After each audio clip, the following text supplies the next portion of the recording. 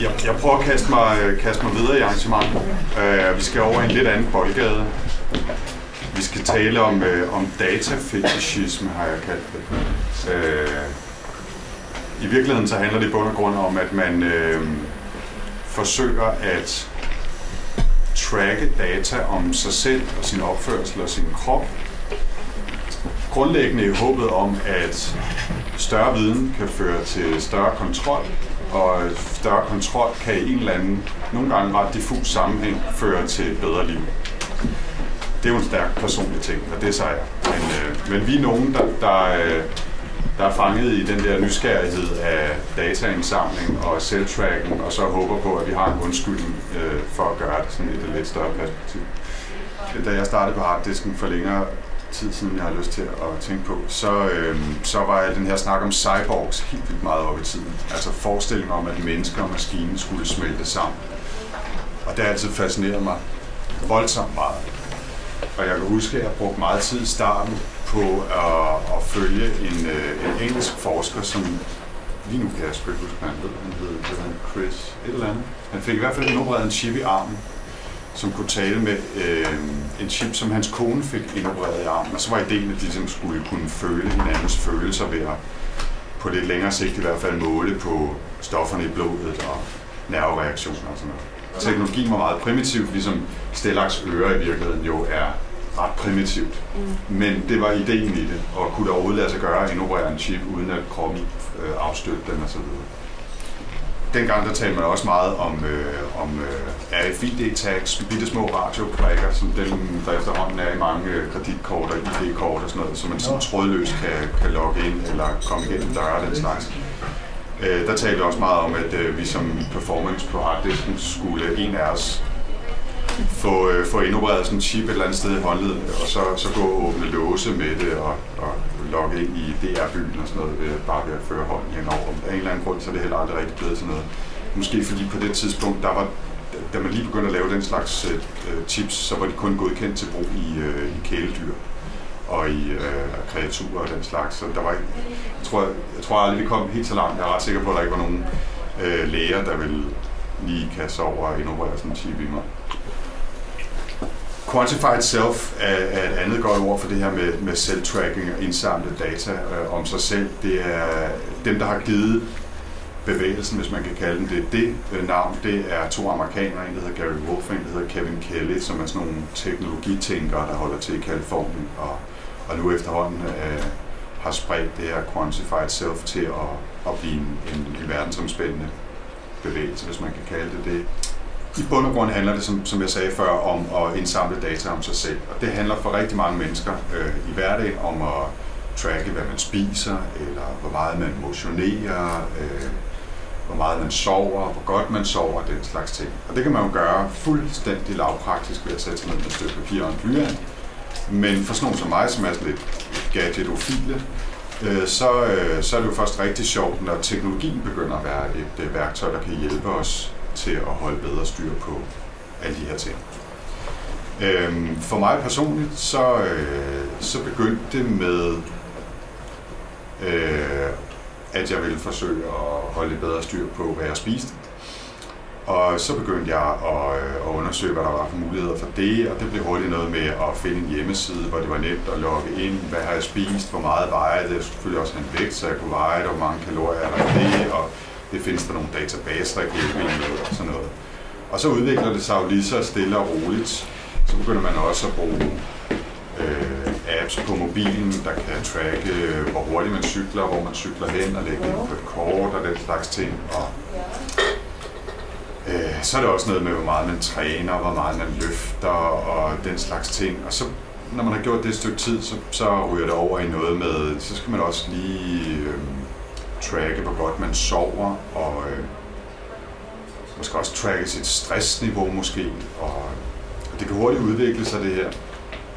Og det som er min sådan, hvad kan man sige, min overordnede pointe, det er, at og jeg taler ikke bare ud fra en personlig oplevelse, men også ud fra snakke med andre mennesker inden for det her område, det er, at det hurtigt netop kan udvikle sig til lidt sådan en fetish, og måske også lidt til noget småneurotisk. Inkluderende narcissisme? Ja, det gør det i høj grad, ja. Spørgsmålet er, om det er en dårlig ting eller en god ting. Det kan man jo fortolke på. En del af baggrunden for det her er, som jeg sagde, at man har kunnet tracke sin kost og sin søvn i altid, virkelig, hvis man har haft lyst til det. Noget af det, der har gjort det meget nemmere, det er smartphones, ikke? Som jo er proppet med al mulig teknologi, der kan hjælpe. Rigtig mange af dem, der er vant til den her endnu, det kan komme. Vi bruger dem jo til de her 7.000 forskellige ting, og grunden til, at vi kan gøre det er jo, at de er propfyldt med sensorer. Altså en mobiltelefon i dag den har jo forskellige lyssensorer, den har mikrofon, den har højttaler, den har accelerometer, kompas, browser, netadgang, adgang til mobilnettet og så videre, så videre. Og det gør jo, at man kan bruge dem til at logge rigtig mange forskellige ting, hvis man får adgang til de data. Og nogle apps, de kigger specifikt på nogle ting. For eksempel er der lavet en app, der, som jeg lige nu ikke kan huske, hedder Sleep Tracker, måske bare, som kan hjælpe en med at finde ud af, hvad man sover. Man starter appen, så lægger man den under hovedpuden, og så følger den simpelthen efter, hvor meget man bevæger sig i løbet af natten i sengen. Og så kan det faktisk være med til at give et billede af, hvor godt man har sovet. Det er sådan den helt lavpraktiske, og et eller andet sted er det jo fantastisk, at sådan noget er muligt med en i dag ret almindelig mobiltelefon. Der er selvfølgelig også lavet mere apparater, der er mere direkte rettet mod søvnstærken. Blandt andet et SIO, pandebold, der hedder SIO, som man tager om hovedet. Det er et pandebold, og som sender til en lille sendestation, som så måler ikke bare på bevægelse, men også på ens hjernebølger i løbet af natten, og prøver at komme med et bud på, hvor godt man har sovet. Så alt det her med smartphones er ret centralt i det her, fordi de er små computere, som er proppet med sensorer, som vi har med os alle vejen. Nu taler TVMarineret, en finsk mobilforsker her, han taler om mobilen som et medie, men det er jo også bare, altså det der med, at den er always on og lige ved hånden, er ret centralt i den her sammenhæng for folk, som går op i at logge data om sig selv. Så en anden ting, som jeg synes er meget sjovt, det her, man taler om med blandede virkeligheder. Man kalder det også augmented reality, forstørret, forbedret virkelighed. Og grundlæggende handler det om, at man lægger digitale lag oven på den fysiske verden. I det her tilfælde er det en efterhånden ret mange år gammel version af Pac-Man, som de lavede på et universitet, hvor man løber rundt med sådan nogle videobriller på, hvor man ser, som er gennemsigtige, man kan vise grafik på. Og det man så ser grafik, det er de der gule, runde oste. Og så løb de så rundt på, de havde GPS og alt muligt. Det var frygtelig udstyr dengang. Det var ikke noget, man havde en smartphone, det var noget, man havde på sin krop. En stor kuffert. Så løb de rundt på de der stier, og så var der selvfølgelig nogen, der var spøgelser, og en, der var Pac-Man, og så handlede det for den, der var Pac-Man, om at løbe rundt og indsamle de der oste, som altså kun eksisterede som sådan en digital overlay på virkeligheden. Man kunne ses gennem de der briller, så kunne man se på kortet, hvor var spøgelserne henne og så videre. Noget mere lavpraktisk, så er det jo virkelig også det, vi kender fra de her QR-codes, som efterhånden dukker op lister her alle vejen. Jeg ved ikke, hvor mange der bruger dem. Det er der meget stærkt divergerende mening om, men det er også en slags augmented reality, at man får adgang til et digitalt lag af information ud fra noget fysisk via sin mobiltelefon ved at tage et billede af en kode for eksempel. Eller få vist videosekvenser, når mobilen kigger ned på en bog med en særlig kode på for eksempel.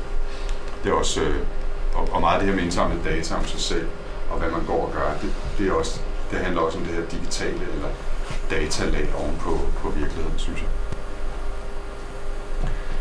Mange af jer har sikkert hørt for nylig, så præsenterede Google deres Project Glass, som det hedder, som er ligesom den der Pac-Man-brille, nu bare krympet ned til den her ting, han Sergej her kan sætte på sin brillestang, eller faktisk ikke engang glas i hans briller. Det er bare en brillestang med, og det der så sidder der, det er en lille skærm,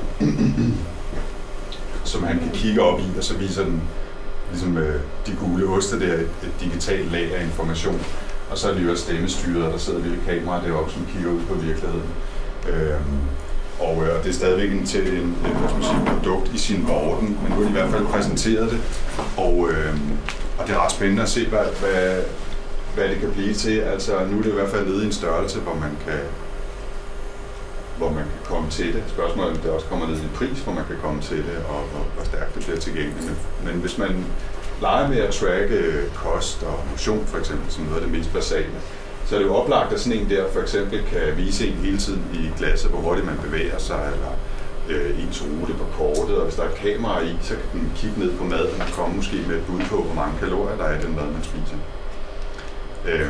Det sidste er jo faktisk forholdsvis tæt på at være virkelighed. Der findes en app, der hedder Meal Snap, hvor man bare tager, i stedet for at tælle kalorier og skal veje sin mad og sådan noget, så tager man bare et billede af maden, og så får man en vurdering på cirka, hvor mange kalorier der er i. Måden det fungerer på er faktisk en interessant lille historie i sig selv, så jeg tillader mig en lille detur. Amazon, de har et produkt, kan man kalde det, som hedder Mechanical Turk. Og det går i bund og grund ud på, at de har en hel masse totalt underbetalte slaver i udviklingslande til at sidde og lave meget, meget små enkle opgaver for meget, meget få penge per styk, som at genkende elementer på et billede og skrive, på det her billede er der et træ, der er en bil, der er et hus osv. Og for hver enkelt opgave får de måske 2 cent eller et eller andet. Men hvis de løser nok, så er det faktisk, skal de faktisk tjene penge på det, der gør, at det er relevant for dem i hverdagen. Og måden den der Meal Snap app fungerer så på, er, at når man tager et billede af sin mad, så bliver det sendt via Amazon til en hel masse mennesker, der gætter på cirka, hvad er det her for noget mad, cirka hvor mange kalorier er i det. Og så bliver det sendt rundt til en 3-5 forskellige, og så får man en gennemsnitsvurdering tilbage. Så det er faktisk nogenlunde bud på, hvad man har hældt i hovedet. Jeg kan godt lide kombinationen af menneskelig intelligens og informationsteknologi i det her tilfælde. Der er et eller andet smukt samarbejde over det, hvis man skal lægge en positiv synsvinkel på det. Da jeg begyndte at synes, at det var interessant, det med at tracke kost og motion og bevægelse og alt muligt andet, så tog jeg kontakt til et firma, som på det tidspunkt var, så vidt jeg ved, den eneste danske distributør af de her armbands, som altså en sensor, eller en gruppe af sensorer, man sætter på overarmen, og så måler den på hudens overfladespænding. Der er et accelerometer i, den måler temperatur. Og fordi man har den siddende på kroppen knap 24 timer i døgnet, tog den af, der gik i bad, fik jeg vide, for den kostede 3.000 kroner, den kan ikke tåle vand, så det synes jeg var en god idé. Så måler den hele tiden, og den måler faktisk flere gange i sekundet, den der, fordi det er sådan ret, det er en udgave af det her armband, som er beregnet til medicinsk forskning, og derfor så er sensorerne bedre, og den har en højere datakapacitet osv. Så kunne man simpelthen få præsenteret sådan en, jeg havde den på i en uge, desværre så holdt den op med at virke efter 3 dage, det vidste jeg bare ikke. Så de sidste 4 dage, der gik jeg rundt med en ting verdens løb. Men jeg har sådan et fantastisk datasæt fra de her første 3 dage, hvor jeg har den på, hvor jeg hele tiden kan se, hvor meget jeg har bevæget mig, og få et billede af, hvor godt jeg sov, om jeg lå stille, og om jeg nu brændte nok kalorier af sådan i løbet af en dag i forhold til, hvor meget jeg spiste. Det kunne den selvfølgelig ikke vide, men så ved siden af trackede jeg mad.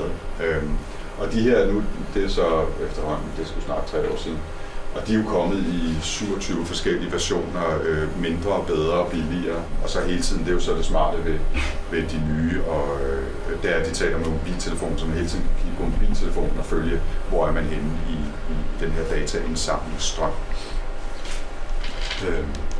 Meget af det her ligger jo i krydsfeltet mellem det personlige narcissist-trip for sådan nogen som mig, og så noget, som man sådan samlet taler om som M-Health eller Mobile Health. Det her det er fra en konference i slutningen af 2010 i USA, hvor en hel masse fra sundhedsbranchen i hele verden var samlet for at tale om, hvordan man kunne bruge mobiltelefoner og den her slags gear til at både aflaste sundhedsvæsenet, som vi kender det, og forbedre det. Fordi der er jo rigtig mange mennesker, som hvis de skal overvåges på en eller anden måde, deres blodtryk eller deres insulinniveau, eller om de bevæger sig nok i forhold til deres kost- og motionskrav osv., så er man nødt til at de er nødt til at komme på hospitalet hver dag, for eksempel, eller ligefrem være indlagt. Der er det meget smart, at man bare kan give dem et armbånd på af en eller anden slags, og så sende dem hjem, og så kan man fjernovervåge, om de nu også gør det, de skal, og tager den medicin, de skal, osv. Og det kan man så kalde overvågning, det der, som med al anden teknologi, så er der positive og negative muligheder og konsekvenser af. Man kan også kalde det et personligt tilbud, så man slipper for at være på hospital. Det afhænger af, hvilke data, der bliver opsamlet, hvordan de bliver brugt, og hvem der har mulighed for at se dem selvfølgelig. Men det er helt klart en ting, der kommer mere af. Quantified self.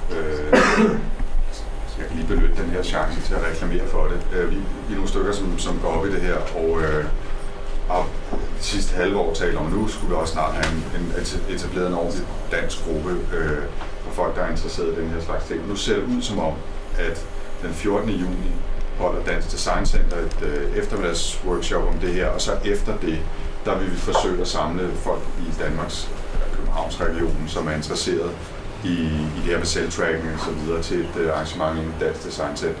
Så nu har jeg sagt det, og så skulle jeg være til at finde en e-mail til mig, hvis man er interesseret. Så kan man få detaljerne om det arrangement, hvis man skulle have lyst. De plejer at sige, dem der står bag det, Kevin Kelly og Gary Wolf, der er to aspekter af quantified self. Der er quantified, og der er self. Og self-delen ligger i virkeligheden over i retning af det qualified, kan man sige. Fordi den handler om det, som jeg prøvede at sige i starten, visionen om selvforbedring, eller i hvert fald selvkontrol. Så der ligger noget i det der. Der er nogen oppe på DTU, som også leger med at tracke hjernebølger. De er ikke de eneste, der gør det, men de er de første, der har lavet koblet det der hjernefølgemåle headset, han har på der sammen med en mobiltelefon. Og så kan man altså i real-time tracke aktiviteten i sin hjerne og se på mobilen, hvor ens hjerne er mest aktiv. Og lige pt. Så er det sådan lidt clunky, og der er ikke nogen helt åbenlyse applikationer endnu. Men ligesom man måler kostmotion og så videre, og jeg også har leget lidt med at måle stress for eksempel, så kunne det der med at måle hjernebølger lige præcis være en måde, eller data, der kunne hjælpe en med at finde ud af, hvornår man er mest produktiv, hvornår man er mest i flow-tilstand, hvornår man er mest afslappet. Er man på vej til at blive stresset, så kan man måske fange det i opstarten og så videre. Og lige nu så er det måske så meget praktisk at rende omkring det der bånd om hovedet hele tiden. Men teknologien, hvis der er noget, vi kan være ret sikre på, så er det, at det bliver mindre og mindre hele tiden. Så det er nok bare kun et spørgsmål om et par år, så er det måske kombineret med det der Google's Project Glass, der sidder på brillestangen, eller det kan være en ørering, man har, eller sådan en pandedonor måske, hvis man har lyst. Jeg var på Quantified Self-konference. Det her, det snærper måske lidt over i noget body modification i virkeligheden. For ellers er mange af de her gadgets, nogen man tager på og meget nemt kan tage igen. På Quantified Self-konference i Amsterdam i efteråret, der mødte jeg en kvinde, der hedder Nancy Dougherty, som arbejder for et amerikansk medicinalfirma, som hedder Prometheus, tror jeg, Biomedical. Og hun havde de her piller med. Det er ikke i sig selv de grønne piller, der er nødvendigvis interessant. Det er den der lille grå firkant, der sidder midt i et par af pillerne. Det er en lille mikrochip. Og det der er ideen, det er, at et af de rigtig store problemer med medicin i vores dage, det er, at folk tager den forkert. De tager den ikke, når de skal, og nogle gange glemmer de det helt, og nogle gange så tager de dobbeltdose, selvom de kun skulle tage én, og så videre. Og den fejlmedicin, det gør faktisk rigtig mange mennesker syge. Og en måde at kontrollere på, om folk også tager deres medicin, som de skal, har Biomedicals, eller Prometheus ting, det er at smide en lille chip på, som bliver aktiveret af mavesyren ved mavesækken. Så sender den en lille radiosignal ud til, lige nu er det sådan et bånd, man tager af maven, ligesom sådan en pulsmåler, men om ikke særlig lang tid, så sender den direkte til mobiltelefonen, og så kan den sende videre på nettet, og så får den simpelthen et signal om, at man har taget den der pille. Og chippen, den er blevet logget med, hvad er det for en medicin, hvor stor er den dosis af den aktive medicin, der er i, hvilken patient er det, der har taget den, osv. Og så kan man simpelthen få registreret, når man tager pillen, om den er blevet taget på det rigtige tidspunkt, og lægen kan følge med i det. Det sjove lille twist på den her historie, synes jeg så, det var, at Nancy der, hun er også ret fascineret af placeboeffekten, som jo er, det kender jeg alt sammen, med det her med, at man får noget, som man tror er et aktivt stof, selvom det så bare er saltvand eller en kalktablet, så er hjernen så kraftigt et organ, at det overviser kroppen om, at man faktisk har fået noget, der virker, selvom det bare er en kalktablet, så går hovedpinen over, selvom det slet ikke var Panodil, men altså bare kalk eller saltvand. Nå, men det har hun så arbejdet lidt med i sådan et celleksperiment, hvor hun har haft 4 forskellige kasser med piller, som hun så har markeret energipiller, lykkepiller, glædepiller og det sidste kan jeg huske var. Og når hun så har følt, at hun var ved at blive sådan lidt i dårlig humør eller stresset eller andet, Så har hun taget, hvis hun var ved at blive stresset, så har hun taget sådan en ro på pille. Og selvom det bare var en kalktablet, så har hun simpelthen kun, fordi hun havde armbands og pulsmåler og alt muligt andet på, også se, at det rent faktisk virkede på hende. Også selvom hun jo godt vidste, at det var kalktabletter.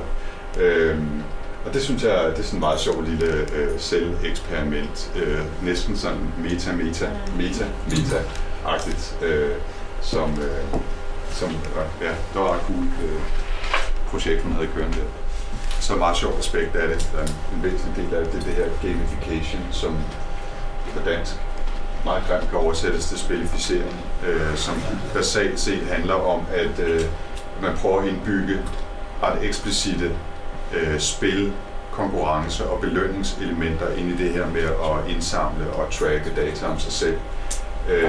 Og det er jo, hvis man går med på den og synes, det er sjovt og bliver grebet af det, så fungerer det. Og der er rigtig mange mennesker, der synes, det er noget fup, og så går man ikke med på det. Men der er jo heldigvis ikke noget tvang, kan man sige.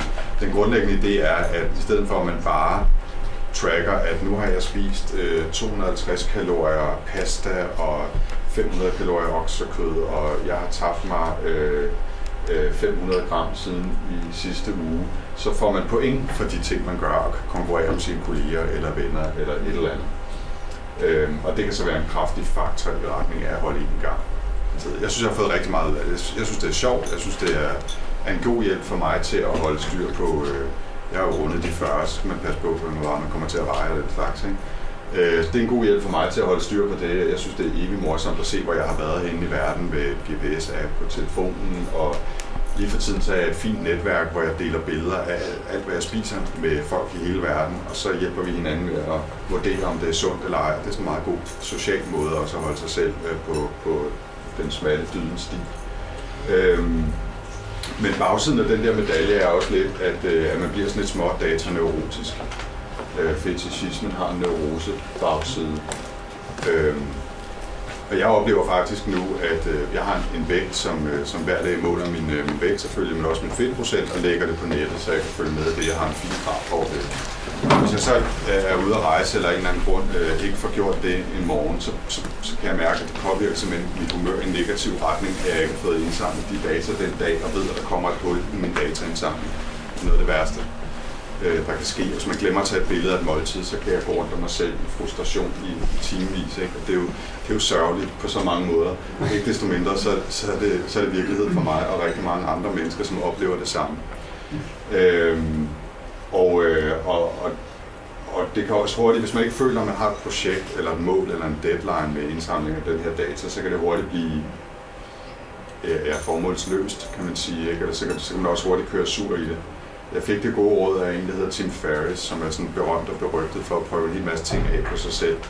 Han har blandt andet fået indopereret sådan en blodsukkermåler for at holde øje med hele tiden, hvordan hans kost påvirkede sukkerniveauet i blodet. Men han sagde, at hans eksperimenter løb som regel kun i 14 dage og havde en klar parameter, som han forsøgte at eksperimentere med, og så lavede han en konklusion efter de 14 dage på sit eksperiment, og så gik han videre til noget nyt. Og det har jeg altså forsøgt at tage til mig. Jeg går stadig op på min vægt, og tager stadig billeder af min mad og sådan noget, men nu er jeg begyndt at lave eksperimenter, som jeg så vurderer efter 14 dage, hvordan det går med. Lige for tiden, så kommer jeg 50 gram smør i min morgenkaffe, for eksempel, for at se, hvordan det påvirker mig. Det smager forbløffende godt. Jeg kan kun anbefale det, men det er sådan lidt grænseoverskridende at drikke kaffe med et fedtniveau på 500. Så saltet eller usaltet? Ja, det skal helt klart være usaltet, eller det er en rigtig dårlig idé at komme saltet med eller smørkaffe. Så det vil jeg 20 stjæle det råd og sige, skulle man have lyst til at kaste ud det her, så have et klart mål med, hvad det er, man vil. Om man vil tabe sig, eller man vil komme i bedre form, eller om man vil se, om man kan ændre sin fedtprocent, om man vil sove, kan lære at sove bedre eller sove mindre, sove på andre tidspunkter, om man kan finde sin flow-tilstand ved at måle på sine hjernebølger, eller hvad pokker det nu er. Ja. Det var en halv times Quantified Self-Stream of Consciousness. Der er en hel masse ting, jeg havde tænkt på vej herhen, jeg vil sige, som jeg ikke har fået sagt eller har glemt, eller muligvis begge dele. Men vil ikke bare sige, at jeg stopper her. Og hvis der er nogle spørgsmål eller kommentarer, eller som sagt, hvis man har lyst til at, hvis man er blevet lidt nysgerrig, men ikke rigtig ved, og måske har lyst til at høre mere i en mere struktureret sammenhæng på et senere tidspunkt, så send mig en mail og find mig via Harddisken. Og så holder vi som sagt et mere officielt arrangement i midten af juli. Tak.